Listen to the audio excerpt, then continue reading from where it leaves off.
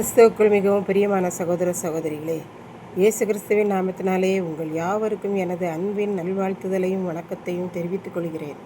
இன்றைய பகலின் குளிர்ச்சியான நாளின் தியான வசனம் யோவான் எழுதின சுவிசேஷம் 13ஆம் அதிகாரம் 33ஆம் வசனம். நீங்கள் என்னை தேடுவீர்கள், ஆனாலும் நான் போகிற இடத்துக்கு நீங்கள் வரக்கூடாதென்று நான் யூதரோடே சொன்னது போல இப்பொழுது உங்களோடும் சொல்லுகிறேன்.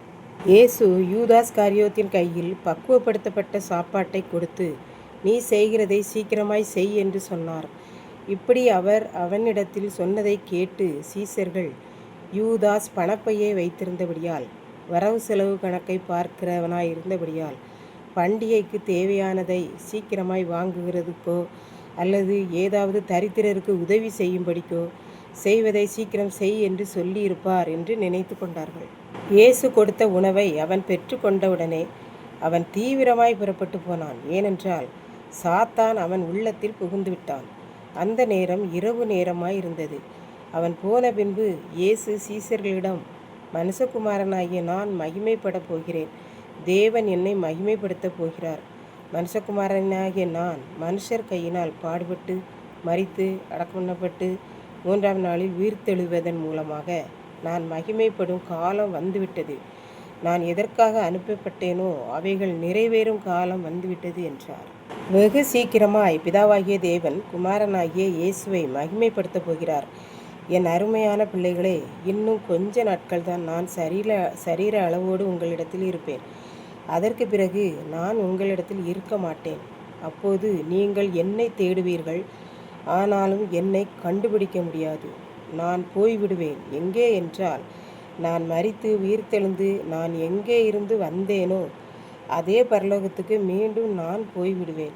அதனால் நான் போகிற இடத்துக்கு உங்களால் வரக்கூடாது, வரவும் முடியாது.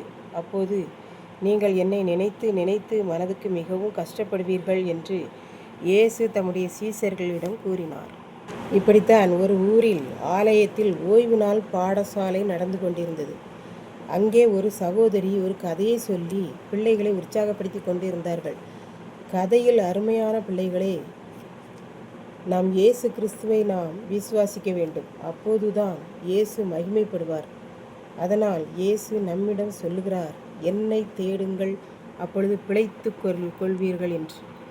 மேலும் இயேசு சொல்லுகிறார், தடையில்லாமல் ஆண்டவரை ஆராதிக்கிற இந்த வேளையில் நீங்கள் என்னை ஏற்றுக்கொள்ளுங்கள், அப்பொழுது நீங்கள் பிழைத்து கொள்வீர்கள் என்றார் என்று அந்த சகோதரி கூறினார்கள். மேலும் நம் இயேசு கூறுகிறார், கொஞ்ச காலம்தான் நான் இந்த உலகத்தில் இருப்பேன், அதன் பின்பு நான் மரித்து அடக்கமண்ணப்பட்டு 3ஆம் நாள் உயிரோடு எழுந்து பிதாவின் வலது பாரிசத்தில் வீற்றிருப்பேன் என்று சொன்னார். ஆகவே நாம் அவர் செல்லும் இடத்துக்கு நாம் இப்பொழுது போக முடியாது என்று இயேசு கூறுகிறார் என்றும் கூறினார்கள். இந்த சகோதரி இயேசு போகிற இடத்துக்கு நாம் செல்ல முடியாது என்று கூறியதும் ஓய்வு நாள் பாடசாலையில் படிக்கிற ஒரு மாணவன் கூறினான், அக்கா, நாங்கள் ஏசப்பாவோடு தங்க முடியாதா என்றான்.